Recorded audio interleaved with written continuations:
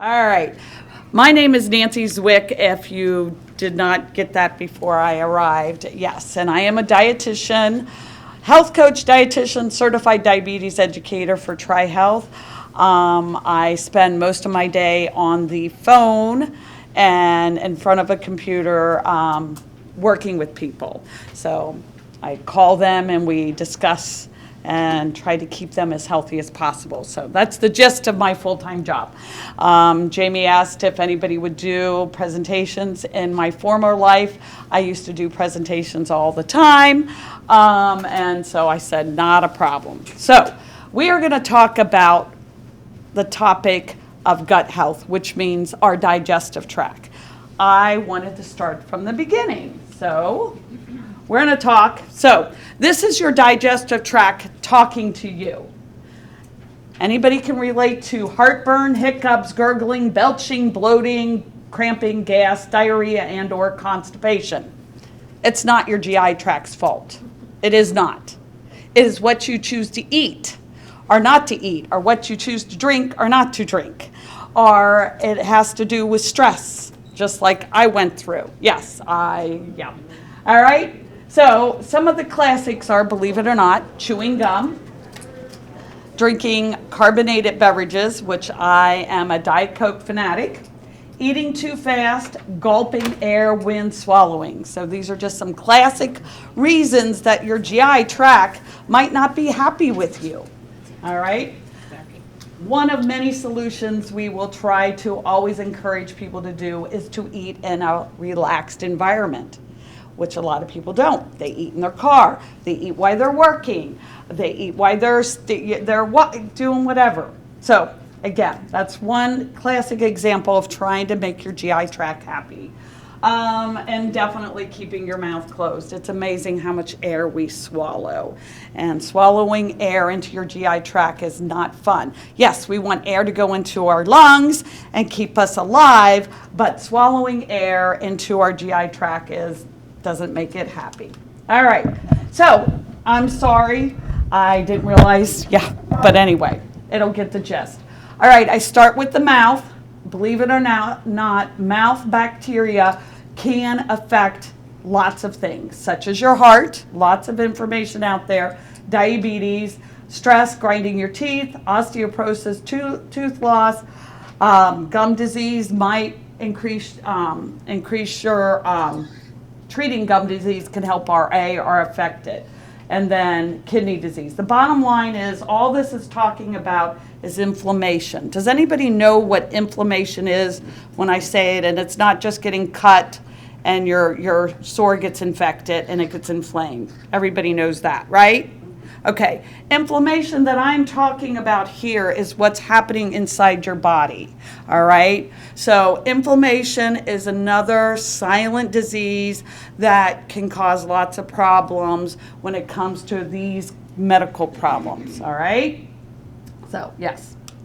All right, just FYI, what causes bad breath? Lots of things.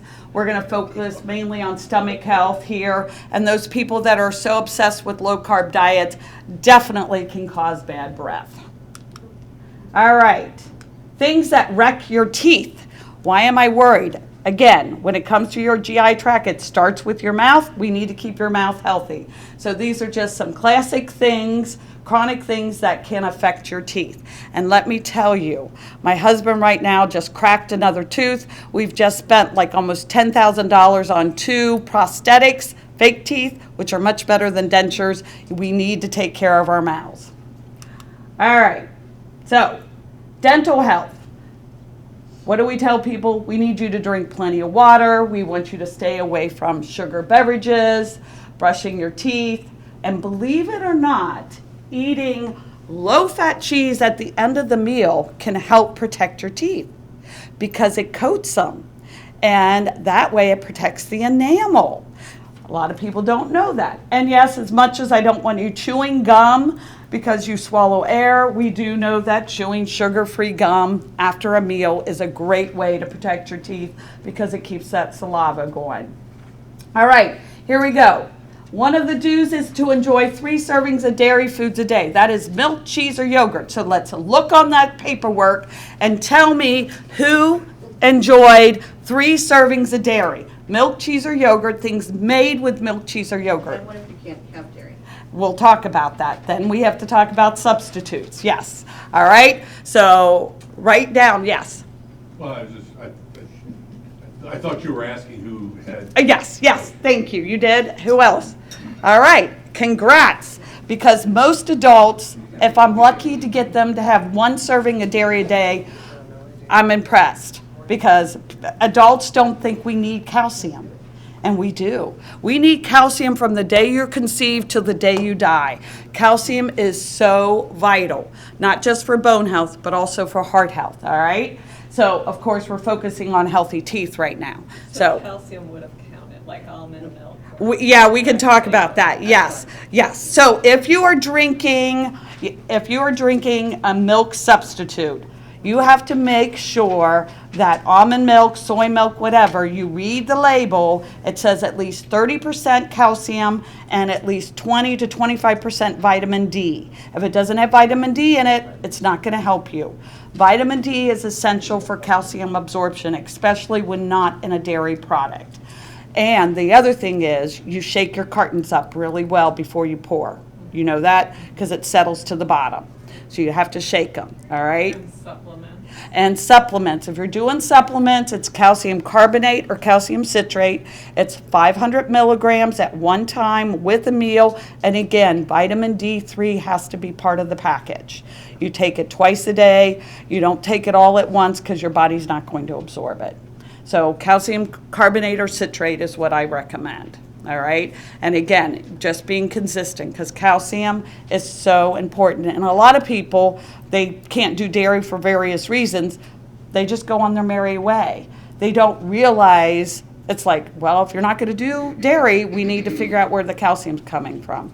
So did you say it was 500? 500 milligrams twice a day. You don't take it all together because your body won't absorb it. So it's very misleading. Your body can only absorb a certain amount at any given time, all right? Minerals are very different from vitamins. Vitamins we tend to absorb very easily, and minerals we don't. They don't like to cross the gut. So you have to have helpers like vitamin C and iron. They go together, and then calcium. And then you don't overload your system with them all at once because your body's not going to absorb them. So you try to break them through the day, if that makes sense. How much is considered a serving? Dairy? Cream and coffee is not really. No, 8 ounces of milk, that's a good, 8 ounces of milk, 6 to 8 ounces cup of yogurt, and an ounce of cheese, ounce and a half of cheese. And it's only milk, cheese, and yogurt because all the other dairy products really don't. Ice cream, I will never count ice cream. I'll never count whipped cream, cream cheese, butter, sour cream, half and half. Those are all more fats. Well, ice cream's a lot of sugar, but so I will never, we always just go with milk, cheese, and yogurt as the sources, and then things made with them. Yes? I thought there was a conflict with iron and calcium. There can be, absolutely. So again, it's a mixture. If you're doing a very high iron, we might have some interference, but that is rare. It's rare. So it's nothing I ever have had to worry about. Contrary to that, I needed the iron to pass the blood test when I'm donating blood. Okay, gotcha. So you need to do iron supplements with vitamin C to get your iron up. I've done that. Okay, does it work? Sometimes. Okay. So you're getting, yes. All right. So I hate to say this, maybe eventually you won't be able to donate blood. Like I won't be able to donate blood because I'm a bad stick. And one of these days they will not get it out of me. So does your doctor ever talk about iron infusions? No. Okay. He just said, good attitude, but it may not work all the time. Yeah. So, I mean, again, that's supplement-wise, we would just do iron with vitamin C and try to get it up. And then, believe it or not, I would encourage red meat. Red meat is the best way for your body to absorb iron. Cooking in an iron cast skillet is another way to get your iron up. What about the little iron Yeah, so, but I know what you're saying, yes. If you're trying to do a lot of iron to get it up, yes, iron and calcium might have a little issue, but hopefully you're not doing it all the time. You're just doing it to get, okay, gotcha. All right, so the rest, big thing, besides sugar, we've got acid, but we need to talk about sugar, okay? Everybody knows sugar is addictive. Would be considered a drug if the food industry would. It is very addictive. It's just like cocaine, okay? So with that, if you want to come help me get to YouTube real quick, we're going to watch, I'm going to break it up. We're going to watch one of my fun YouTube videos that I like. Yeah, I brought my computer. I'm just glad. Okay, type in. All right. Are we at YouTube? Okay, gotcha. There he is. Okay. Okay. Just tell me which one it is. All right. Yeah, there we go.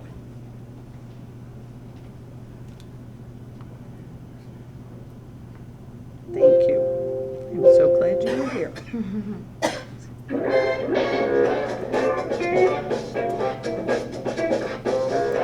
Today, we're going to be answering the question of what does sugar do to your body and the 10 negative effects of sugar. We'll also answer the question of if fruit is good or bad for you at the end, so don't miss it. Number one, sugar can give you wrinkles and adds age to your face. Scientists from Leiden University Medical Center in the Netherlands measured the blood sugar levels of 600 men and women aged between 50 and 70. They then showed the photographs of these people to 60 separate participants and found that those with higher blood sugar looked older than those with lower blood sugar levels.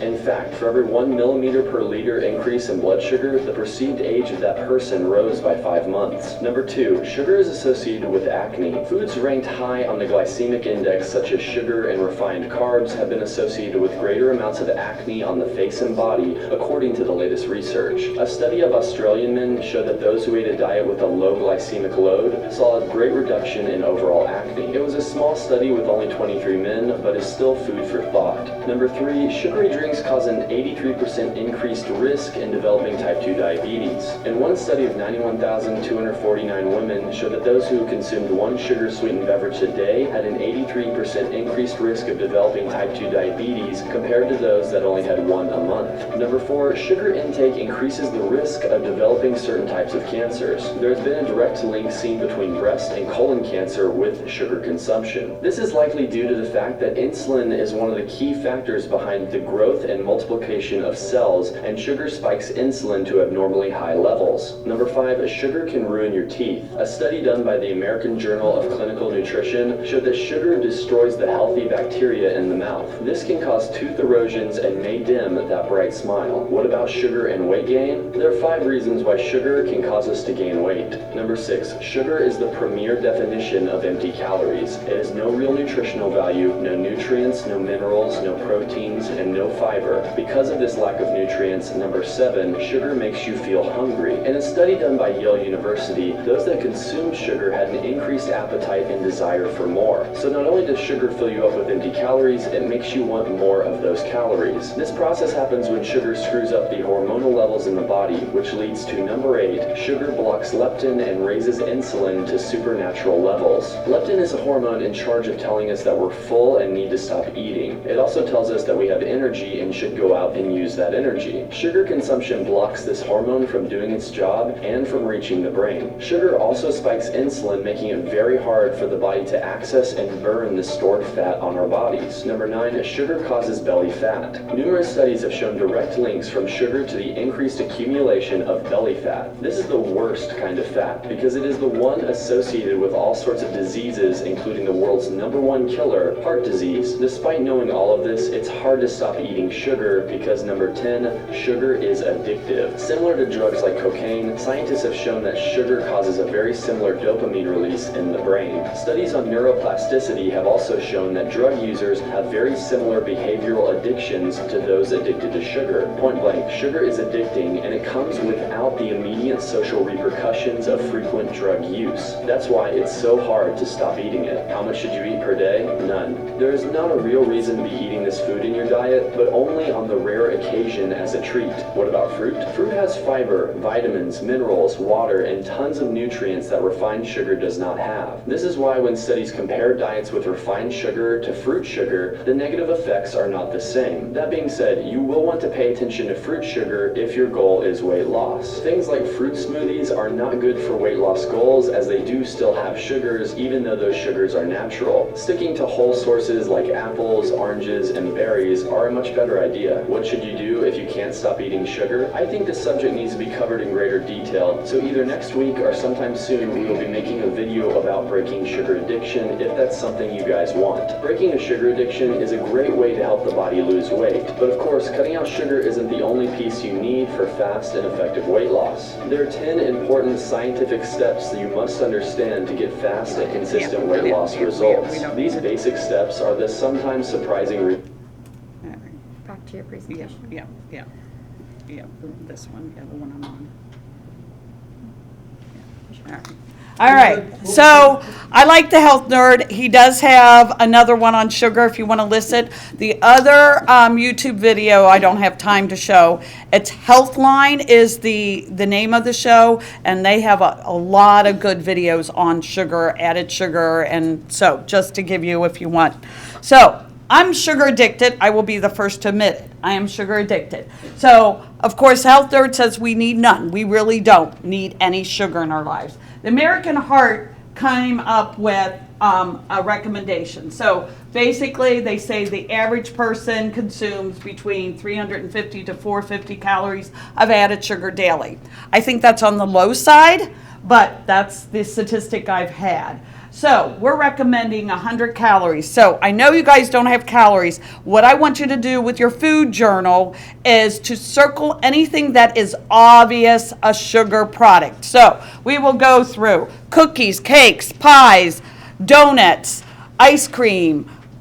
Those are some classics. Any pastry. Circle any item you think that has a lot of added sugar in it. If you're eating protein bars, because we think they're good, most protein bars have added sugar in it. Even if it's alcohol sugar, it's still sugar. Granola bars, Pop-Tarts, things like that. Okay, sugar sweetened cereals. So I want anybody to circle anything that they think that had added sugar in it. FDA, again, based on all the research, so I connect this to that inflammation that I talked about that is so bad for our bodies. Added sugar is one of the biggest culprit of causing, okay? All right, so I know I'm getting older and I'm dealing with, unfortunately, a lot of arthritis, so inflammation. So I work with a lot of people that have chronic pain, and we do the anti-inflammatory diet trying to help reduce inflammation so we can keep moving. The more we move, whatever. So added sugar is the biggest one we try to get people to stay away from as much as possible.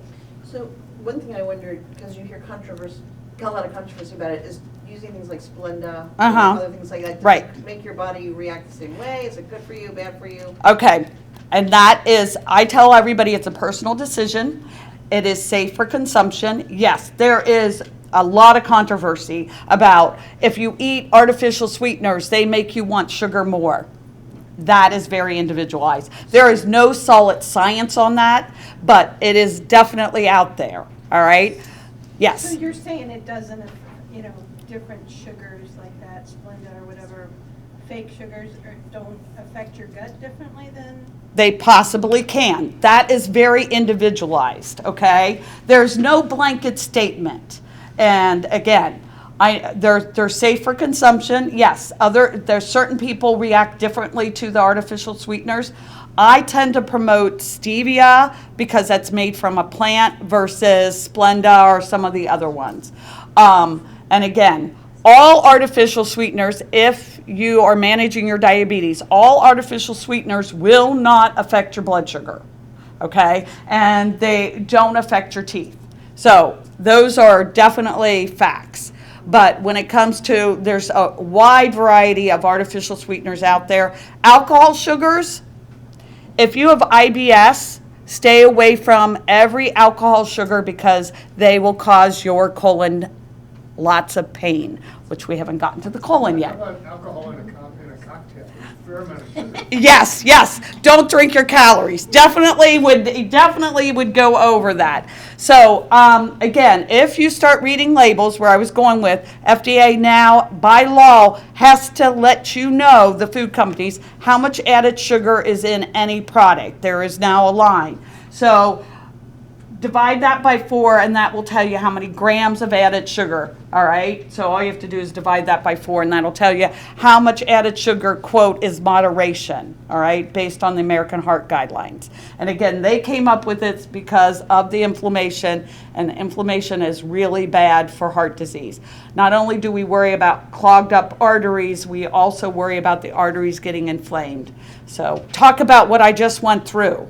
Can you imagine your blood trying to run through the traffic and the barrels? Yes. I still wonder too about how your body processes, and that more natural sugar like honey or maple syrup or even, syrup. All natural sugars are still refined. I know there's still the calories. Their calories are there, and they're still refined. So they Well, will. honey's not refined. Yes, it is. Well, it's raw. It's raw. It depends. And not to get in, we're really getting off topic here, so I got to stay on You topic. don't But have to talk about the bacteria. no. Most honey is not real honey. If you've ever, it is not real honey, unless you're getting it from, because honey is rare. Local source. Yes, you have to get it, yeah. But you can buy it local. Right, you can, but most of the honey most people consume is not real honey. No. You were getting off, and I could go on and on. I'm sorry. okay. Got it? No, Yeah. it's okay. We're only in the mouth. I got to move on. Okay. We're never going to get down to We're never going to get down to the bottom. Yes, much less I have the liver, the pancreas, and the gallbladder. There is so much to the GI tract. All right. So stomach health. Okay, we've got heartburn, ulcer, hiatal hernia, and reflux. Does everybody know what these medical problems are? Familiar? Okay. So GERD is the bottom one. It's called reflux. All right. Believe it or not, this was created by our society, the way we eat. GERD was not a common thing. Occasional heartburn, yes, but not chronic GERD, okay? So what is happening here for these poor people is their body is producing too much stomach acid, all right? And acid is very important. We need it, but it's producing it. The biggest problem that's happening is that acid is ending up in the esophagus where it doesn't belong and causing heartburn. Not only does it cause heartburn, chronic GERD can also put you at high risk for cancer in the esophagus because of the ulcers, all right? So it's not just a nuisance, okay? It needs to be managed. So when it comes to the nutrition solution, the biggest thing is small meals, all right? And we are coming up to another holiday. And what do we do in these holiday situations, besides all the Easter candy that's going to be about, all right? We tend to eat large meals, all right? So when you eat large meals, it stretches your stomach. If you do this all the time, eventually that valve that is there to keep the food in the stomach and not gets weak and does not close, all right? And that's how the acid gets up there. Eating a small meal is very, very important. Only eating 3 times a day is very important. I am not a promoter of people eating and grazing. I am all about 3 meals a day, 4 to 6 hours apart. We do not need to be eaten every 2 hours. Unless you have hypoglycemia, that's a different story. 3 meals a day, because every time you eat, your stomach has to produce acid. All right? Definitely, we should not eat a big meal at night. All right? Eat like a king, breakfast. Eat like a princess or a prince, lunch. Eat like you're homeless, that you have no food at dinner. All right? You should, small meal. A lot of these people, we don't want them drinking a lot of fluid with their meals because we don't want to expand their stomachs. All right? We're trying to keep their stomachs from expanding to allowing that acid to get up. The biggest thing I tell anybody that's suffering from GERD, that's the number 1, is to stop eating before you go to bed. At least 2 hours, 4 hours is best, because laying down gravity, all right? Wait makes it, and again, going back to eating rushed, staying upright, and definitely not trying to run a marathon after you've eaten. So those are some of the classics on how to help somebody manage their GERD. There are foods that possibly could cause problems, but this again would be very individualized. This is not where I focus when I'm talking to somebody about managing their GERD. But if I need to, I will suggest, because this is very individualized, okay? All right. Small intestines. We could spend hours and hours. This is where it really all happens. Most of the digestion is completed, all right? So basically, we chew up our food, we swallow it, the acid starts working on it, but the small intestines does all the work, all right? So with that said, we are going to talk about prebiotics and probiotics, which is buzzwords these days. Yeah, we need to get to Tracy Beckerman. Tracy, yeah. With the Y? Yeah. Lockwood, Awkward. yeah. Beckerman. Yeah, there she is. And it's called Gut Health. That's the one we want.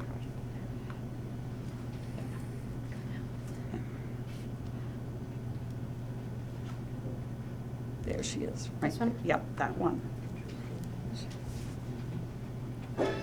Get your snack faves with low prices and great deals from Target. I might not be able to see. Yeah, there you go. Get your mind out of the gutter. We're talking about bacteria.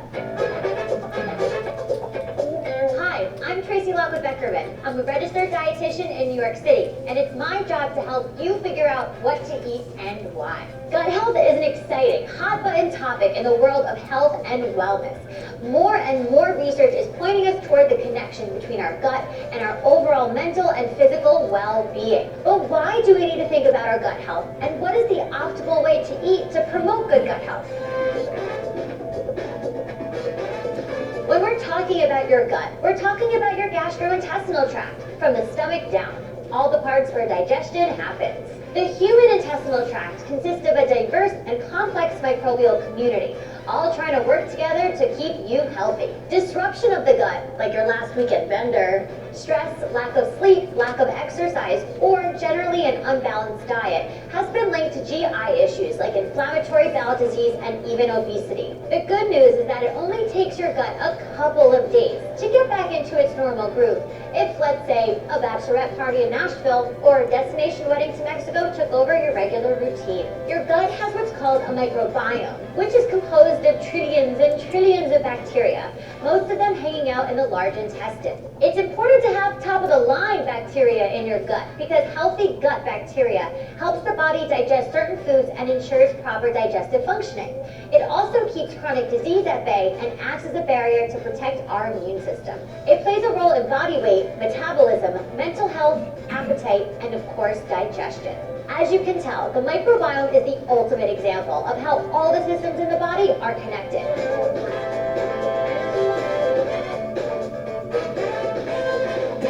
Probiotics and prebiotics.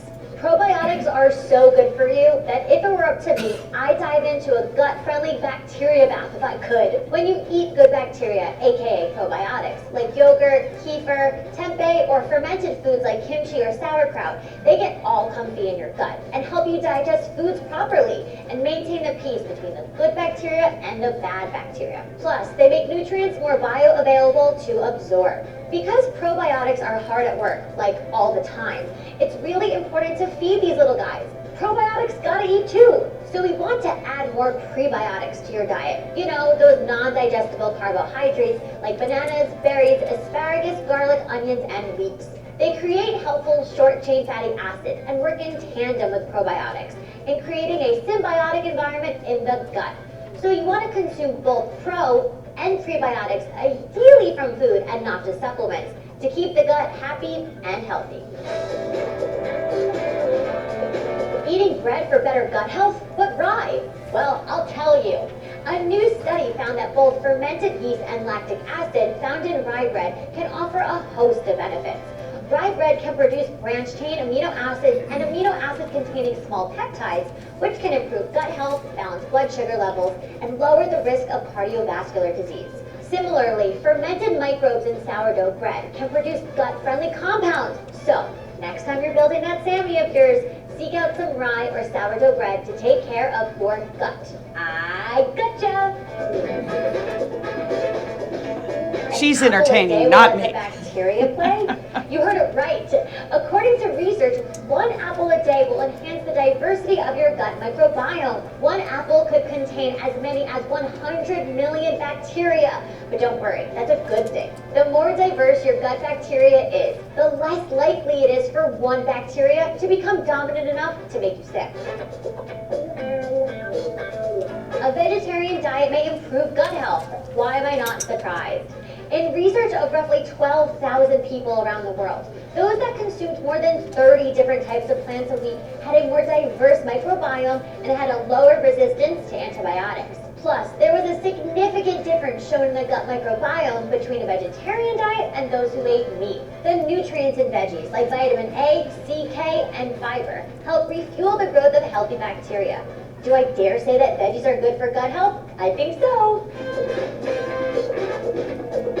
Fiber from whole grains feed helpful bacteria in the gut. Be wary of removing those lovely carbs, which is typical on diets like keto and paleo. Excluding whole grains can reduce the beneficial bugs and allow harmful bacteria to park in the good bacteria spot. If you are on a grain-restricted diet, make a solid effort to add a healthy dose of pre and probiotics into your life. Yes, it's as easy as that. The more you drink, the better your gut health. Maintaining a balanced and regular GI tract through adequate water intake plays an integral role in the way food is digested and absorbed. Is anyone else thirsty now?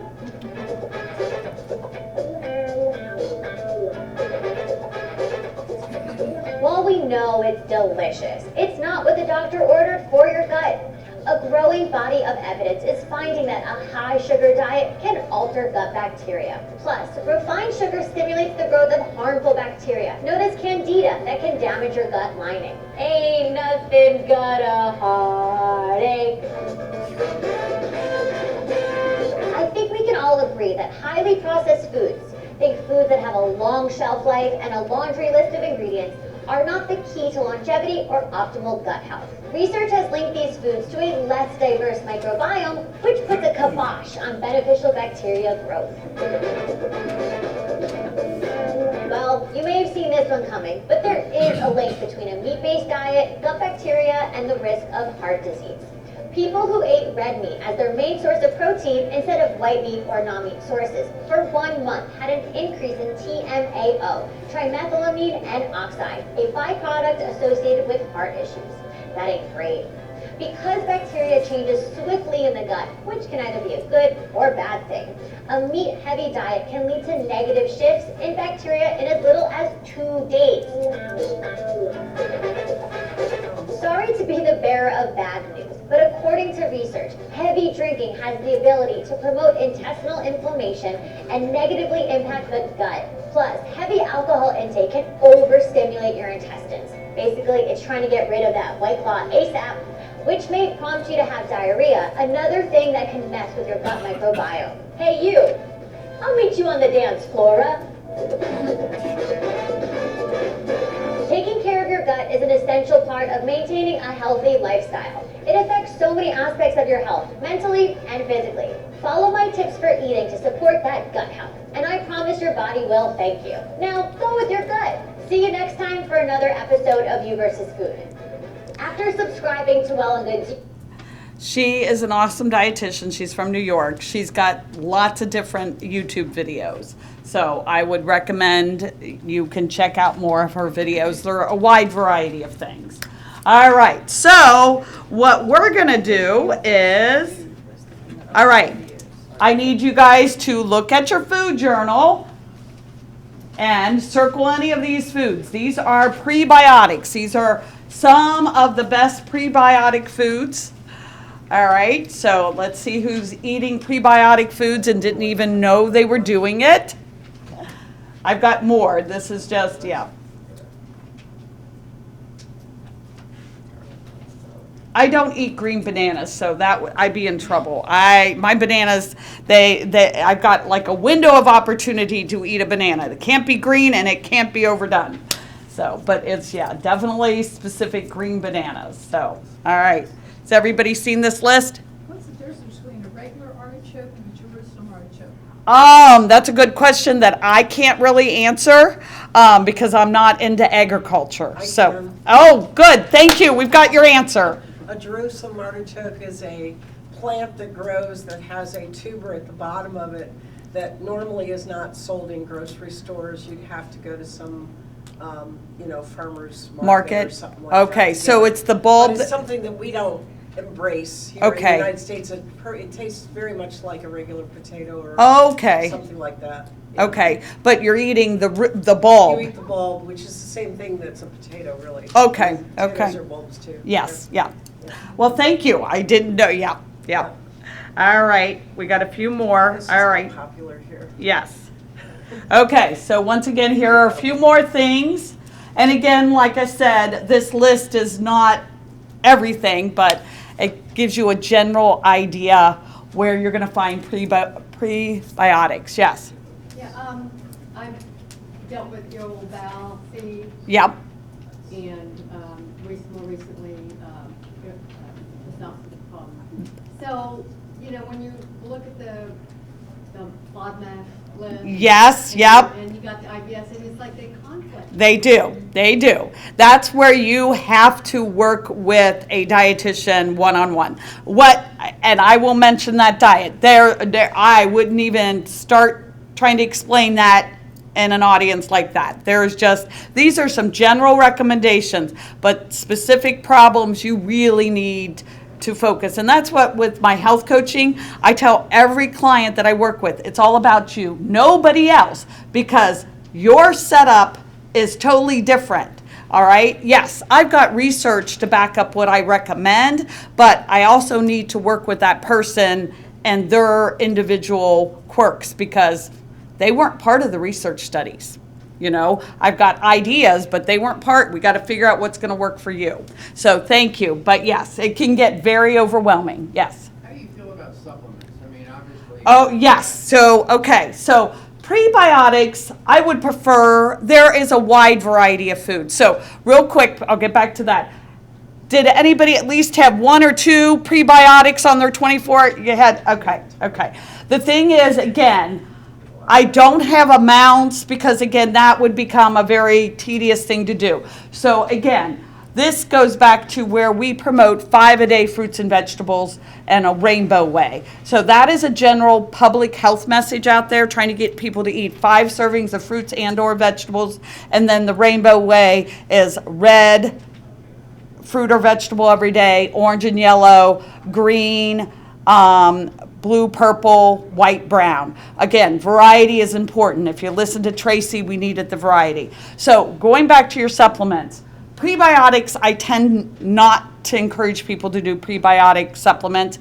If you're going to do probiotic supplements, because probiotics are a narrow field when it comes to the food selection. They're fermented items. So unless you're in a certain culture, a lot of us don't eat a lot of fermented items on a regular basis. And if you listen to Tracy, these things have to come through, okay? Your GI tract is like an expressway wanting to move quickly, not get jammed up by rush hour or accidents. Probiotics, I will only recommend the one that is in the refrigerator because probiotics need to be alive. There's a lot of probiotics on the shelf. I tell people to talk to their pharmacist. I truly believe pharmacists better know what they're selling, not just behind the counter, but over the counter. The only one I'm comfortable recommending is the one that's still behind the counter in the refrigerator section. It's called Florigen, and it has a wide variety. If you want to do a Florigen, it's Florjan, I think. Okay. Yeah.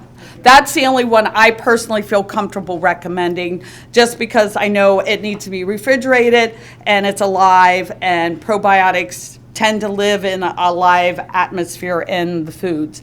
The problem is when it's in the refrigerator, we have a hard time remembering to take it because it's in the refrigerator, and well, not all medications, insulin's in the refrigerator, but yeah, just remembering to get in the habit of taking it.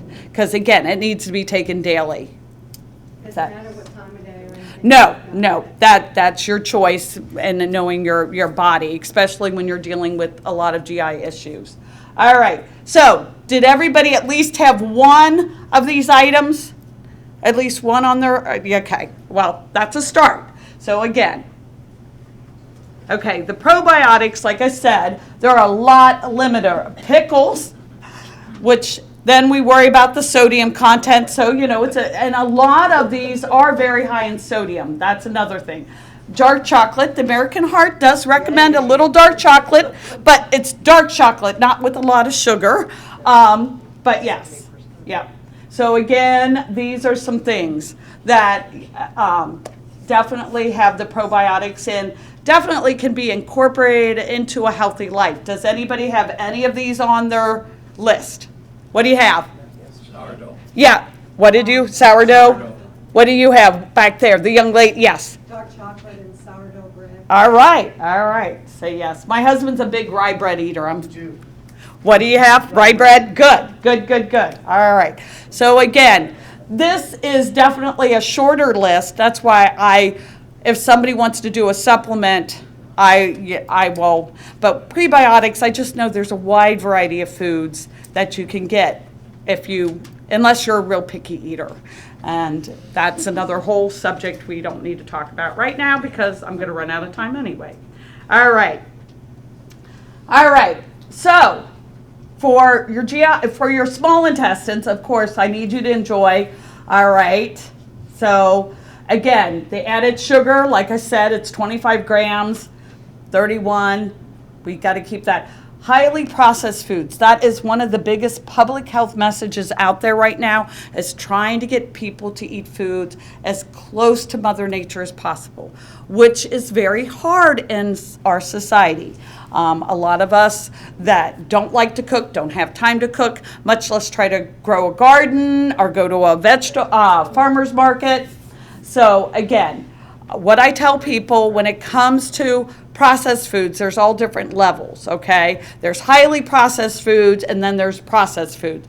The good example I can give you is bread, of course. We're not going to go to the field and just eat the stalks. It is processed, but a highly processed food would be a frozen pizza or the powder that you make your mac and cheese. That would be considered a highly processed food. So again, trying to keep those to a minimum if you can in your diet is definitely what we're looking for. And yes, if you've ever heard of Meatless Mondays, that's, yes. What about chips? Chips are highly processed. All of them? All of them, even if they're a healthier version. Again, you look at what it originated from, Sure. then what it turned into. That's yes. And not to pick up on your almond milk, okay? I'm not trying to pick, but that's highly processed. An almond was never made to become a beverage. It's an awesome nut. Same with soy. So those are considered highly processed. When it does not look like Mother Nature made it, so you just got to be careful, okay? Because I know, again, when you need to avoid dairy for whatever reason, we need to get the calcium in. Yes? Does that still apply when you take some of those and make them at home? Like, are you just doing the processing, or does that? No. That absolutely, you're in control. No. Definitely. Good answer. Yes. If you start from scratch, yes. Like my son right now, believe it or not, I have a 23-year-old son that's into making bread. He's making it from scratch, so it's much healthier. It doesn't have all the preservatives in it. We have to keep it in the refrigerator because it will go bad quickly. Okay? So that was a good question. All right, so yes, we are trying to encourage people to be more plant-based. And I'm going to jump ahead in my last slide that we'll get to or we might not get to is the Mediterranean diet and the DASH diet are the gold standards to a healthy lifestyle. They're mainly plant-based. So it's not that you don't need to enjoy animal protein, but again, going more plant-based. That's why the public health message of Meatless Monday came up.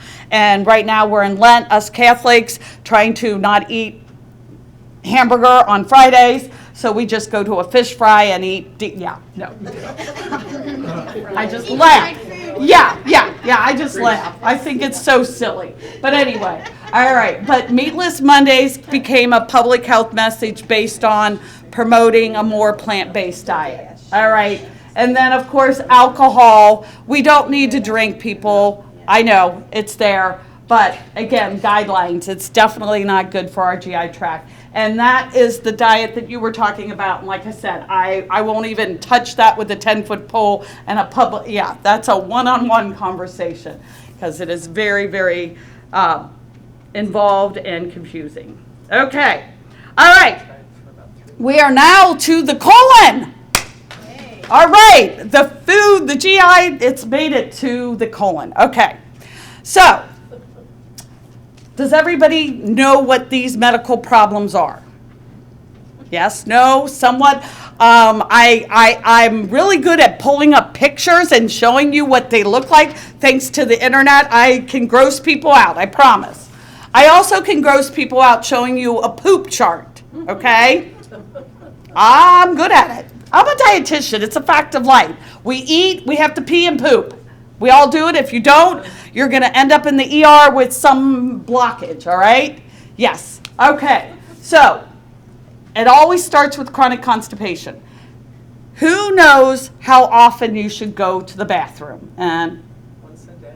at least once a day, okay? At least once a day. You could go 3 times a day. So, the food that I put into my mouth, it will take approximately 24 to 48 hours to get down to the bottom, okay? It just depends on what you've eaten and what's going on, and then we can pick on problems such as if you have Crohn's disease, you have irritable bowel, you know, something's going to set it off, and just the act of eating sets off that peristalsis, and the next thing you're running to the bathroom and thinking, I just ate that. Well, that's not what's going through, but it started the chain reaction, and yeah, you're sitting in the bathroom, all right?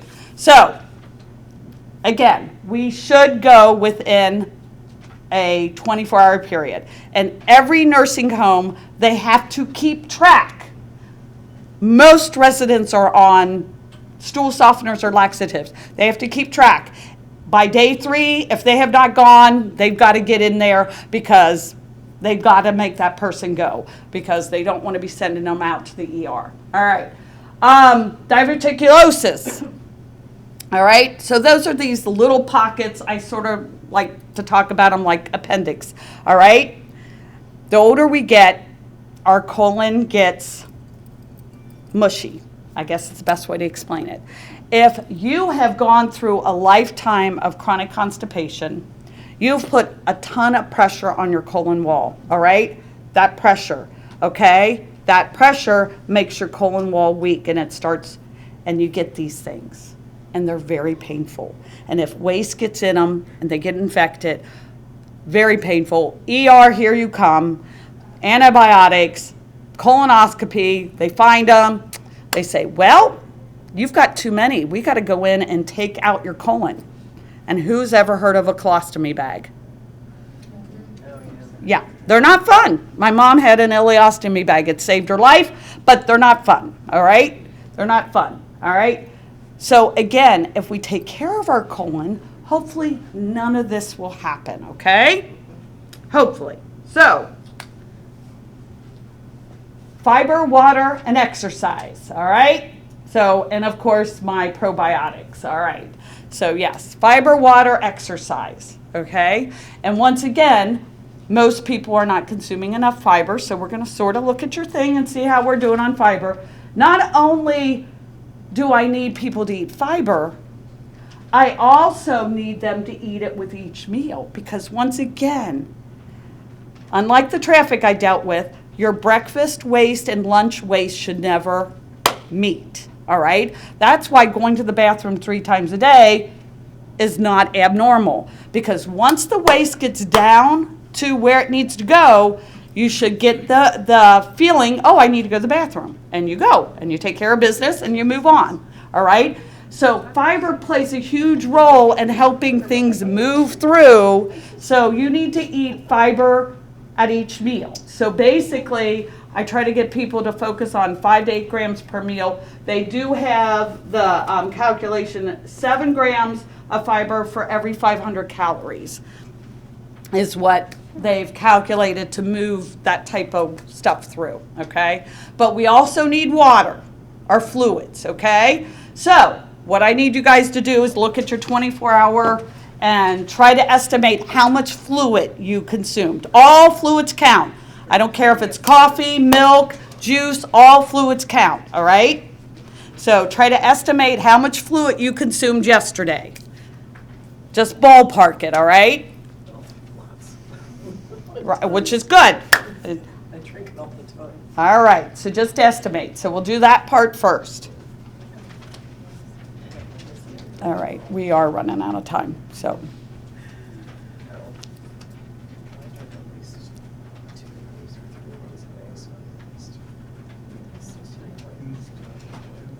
Okay.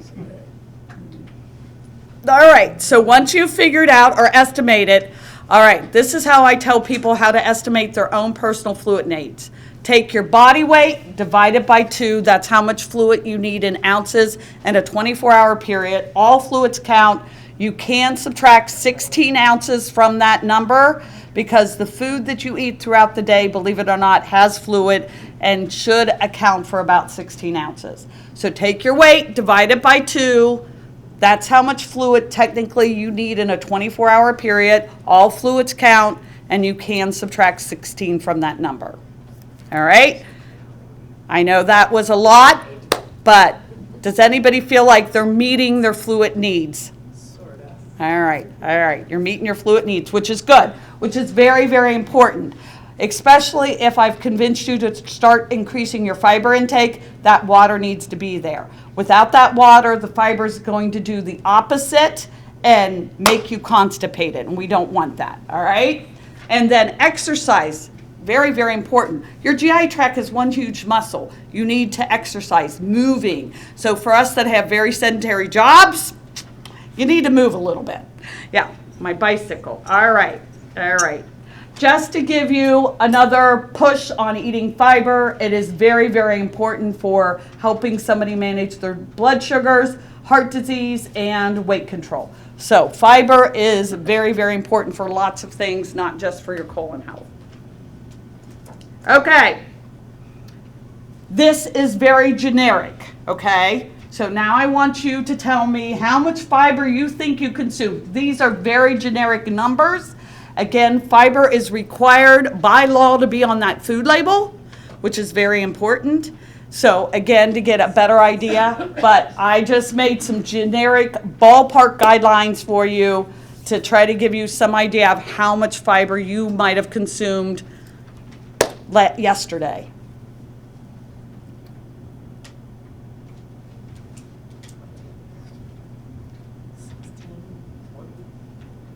How about throwing a little Metamucil in there? Right, that's the fiber supplements, 8 to 10, yes. Okay, so going back to supplements, fiber supplements are very, very common, and if that's the way people need to get it in, that's perfectly fine. It's just a different form because it's food and whatever. So I'm not worried about people using fiber supplements like I am with the probiotics because, yeah, and there's lots of different ways to get it in. So yes. If that works for you, that is perfectly fine. It's just staying in that routine and consuming it and making sure you have enough water on board to make it work. All right. So I heard somebody say the average adult might consume maybe 14 grams, and we need 25. Average is 14. Yeah. Anybody near 25? Anybody? You think so? All right.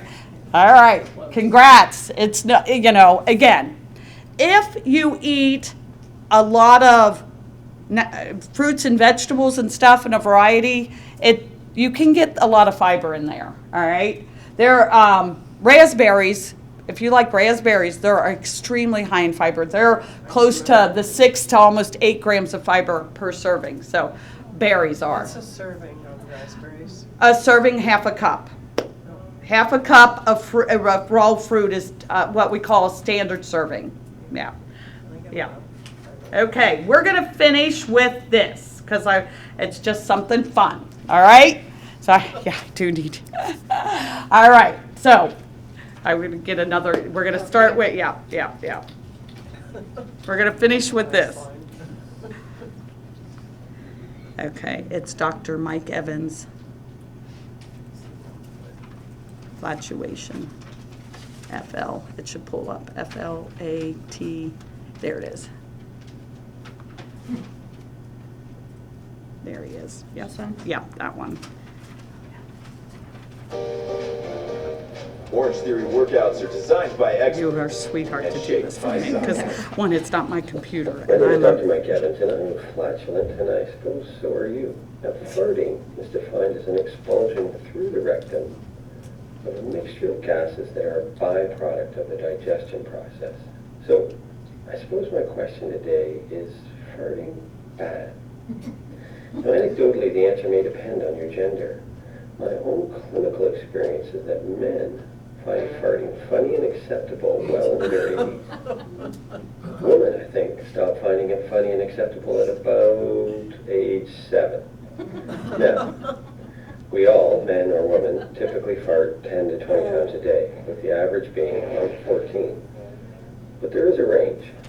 For the aforementioned reasons, women tend to hold in their farts, which can have medical consequences such as bloating and abdominal pain. Men occasionally do the opposite and force their farts, which can also have consequences.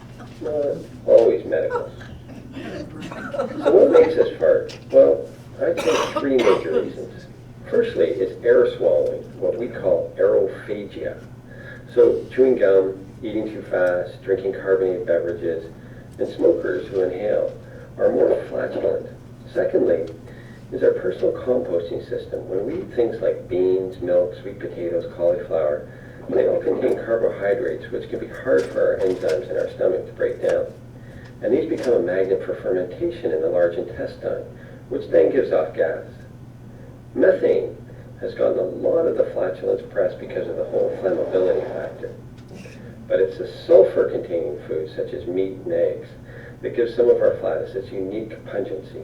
Flatulence can also depend on your own unique system. So, for example, if you are lactose intolerant or have irritable bowel, then this can lead to more gas. So if you want to limit your flatus, you can think about your air swallowing, you can walk more, or you can adjust your diet and so on.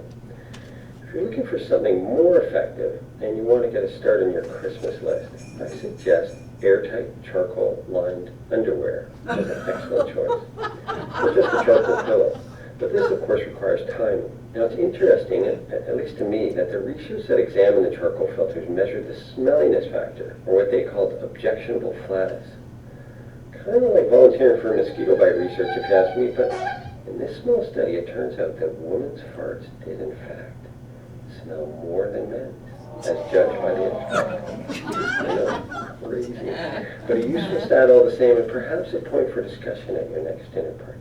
But here's the thing. I get that there may be some inopportune moments for a flatus announcement, but I think in the big picture, flatulence is actually excellent. Here's why. When I was 20, I would eat a bag of popcorn or potato chips or a plate of fries, and I would feel great. Now, I eat it and I feel unwell, which, by the way, didn't stop me for many years. Now, I feel better when I eat the foods that make me fart. Legumes, beans, broccoli, lentils, and so on. I fart more, sure, but farting to me is a sign of a healthy lifestyle. Maybe it's not our farting we need to change, but our attitude. As they say, you can't control the wind, but you can adjust yourself.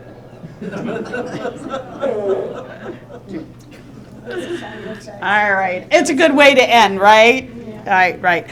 So again, the bottom line to a healthy diet, like I said, I always encourage people to research the Mediterranean lifestyle or the DASH diet, because again, they are definitely what we consider gold standards in healthy living, and it really does mirror the Choose My Plate, trying to eat from all 5 food groups, all right? I really appreciate you guys inviting me here. I love talking about this stuff, and so thank you very, very much, and hopefully you've learned a little bit about how to keep our GI tract as happy as possible. Thank you.